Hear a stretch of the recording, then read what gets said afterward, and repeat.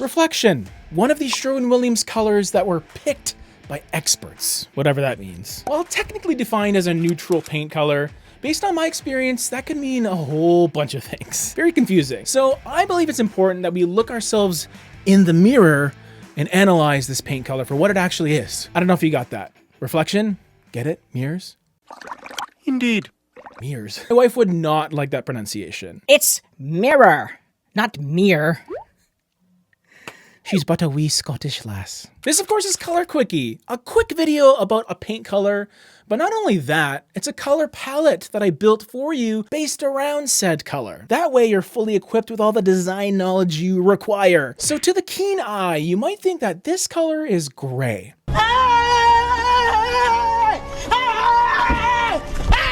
And I guess you can technically define it as such, as a gray, but I think it's important to focus on the color hue within it. So what kind of gray is it? Because we know that it is sort of subtle and toned down because of the gray aspect. But before we even get to undertones and all that, let's look at the color's LRV, the light reflectance value, because that tells us how light or dark it is in practicality. It scores a 66 out of 100, which means this color reflects 66% of the light that hits it. That's a pretty solid amount of lightness in practicality.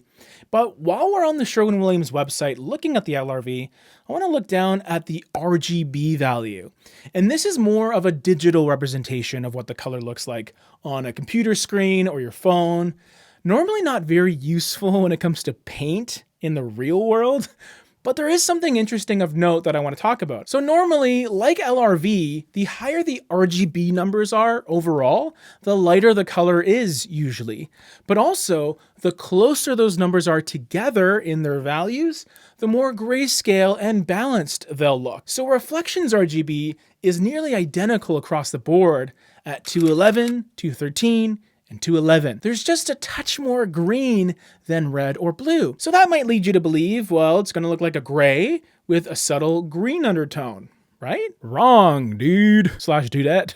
Believe it or not, this is a color that will look more blue leaning than anything, both in a vacuum and also in your home, most likely. Especially if you toss it in a room with north facing windows, or you don't have a lot of warm incandescent lighting to help warm up the space, that little blue undertone will be that much more prominent. So that's ultimately what you're getting here. It's a light blue-gray at the end of the day and at the beginning of the day. To be honest, not necessarily a mega popular choice as the main wall color in your home, especially nowadays with the sheer amount of warm, neutral, organic, earthy, sustainable materials that are being found in all kinds of furnishings and of course flooring as well. Just a general overall theme of warm and cozy rather than cool and sleek. I mean, that being said, I do know some people that still appreciate a cool gray aesthetic in their home. Although if it were me, I would limit this color to secondary spaces in your home, bedrooms, and bathrooms especially, maybe a laundry room, like a mud room. I could also see it working in the kitchen. Probably not my first choice for things like hallways, unless you want your home to feel like a bit of a icebox, because it's a bit chilly. Liking the video so far? Well, you're gonna like it even more, because we're gonna talk about some color pairings that I've picked all within the Sherwin Williams catalog. Press that like button for me for good vibes, because I love good vibes. Good vibes only, okay? The first color pairing I want to talk about is Zurich White. It has an LRV of 76, so very much off-white territory, not a clean, stark white, which you might think based on its name. It just goes to show you, though, that with a color like this, you can keep things cool without venturing into bluey gray territory. Zurich White is a lighter color overall. It feels very fresh and crisp, and also a little bit cool leaning, generally speaking, but that cool aspect comes from a combination of gray and brown, giving you a subtle purple undertone as an alternative to reflection. Great transitional color that bridges the gap between warm and cool, potential main color as well. So unlike reflection, I could see Zurich White being a great hallway color. Just be aware though, it does have that violet aspect, which could be more or less prominent in your space, but you would know that if you tested your colors, right? Just do it, okay? Test your colors for me, okay? Do it for James. Jamie over here. We have another color pairing in this palette called Naturel. Ooh, fancy. This color has an LRV of 54. It's another neutral feeling color, although this one's obviously a bit darker. It's a mid-tone. It also takes things into a bit of a taupey khaki direction, I guess. Sort of a mix of gray, brown, tan, and a dash of green. It'll feel like a slightly warm neighbor of reflection because green and blue, they're actually neighbors on the color wheel.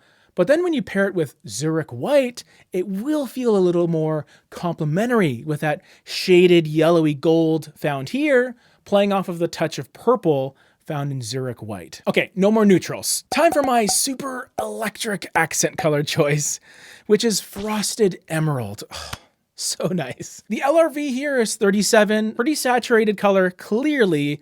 It's somewhat minty, a beautifully deep green that also feels a bit playful. Like it has this fun energy to it.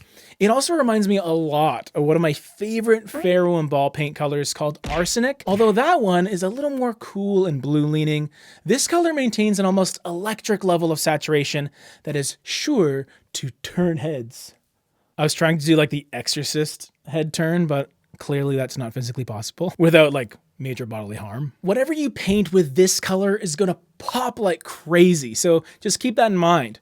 I would not advise you to like paint your garage door with this because why would you want to feature that? Your Muskoka chair, however, now we're talking. So far, a pretty interesting color palette, some neutrals and then some crazy colors as well.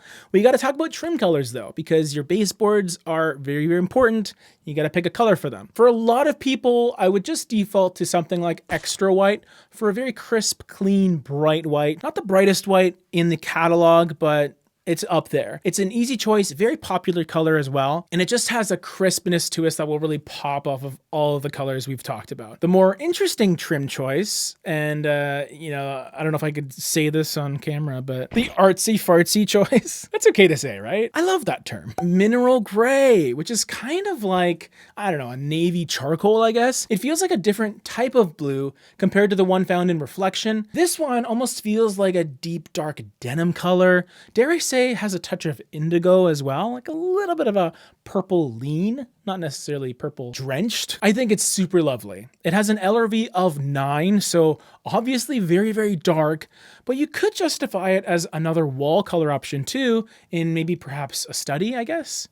But who needs to study nowadays? Just let artificial intelligence do all the work for you. AI is weird. Here's the palette all together, all at once. What do you think? Let me know what you like, what you don't like. Do you like me? Hit that like button then. Also subscribe to keep up to date and press that join button if you want to become a member and further support what we do. Here's more colors though. More color palette action. Check it out.